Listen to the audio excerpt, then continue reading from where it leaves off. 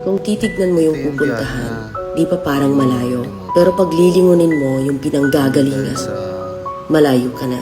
Hindi mo malalaman hirap ng kung hindi ka susubok. Ang buhay ay isang malaking sugal. Kung lagi kang takot sumugal sa isang bagay dahil takot kang mawalan, mauubos lang kung anong meron ka. Kung hindi ka mawawalan, hindi ka rin magkakaroon.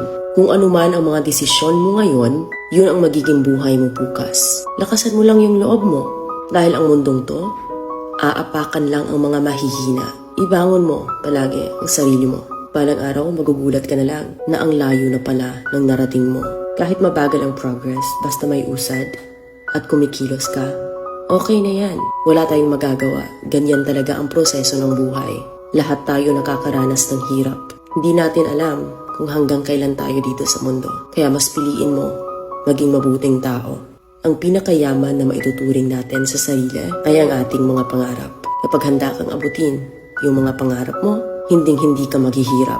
Kung lagi kang may pinagdaanan sa buhay or pagsubok, pruweba lang yan na isa kang magiting na sundalo. Sa mga pagsubok, diyan ka aangat, diyan ka babaguhin. Yung tatag mo kung paano ka mag-ayos ng problema. Hindi ka magtatagal sa mundo. Lubos-lubusin mo na. Gawin mo yung mga bagay na handang iangat ang sarili mo. Huwag mo isipin yung mga sinasabi ng iba at huwag na huwag kang panghihinaan ng loob dahil lahat ng tao ay may iba't ibang desisyon at iba't ibang sitwasyon. Huwag ka lang mawala ng pag-asa. Hindi mo naman kailangan madaliin lahat.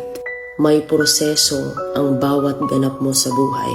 Alam mo kung ano yung nakakapagod? Ang palaging patunayan ang sarili mo sa ibang tao. Sa mundong to, piliin mo ang hindi magarbo. Keep it low-key ka lang. Simple.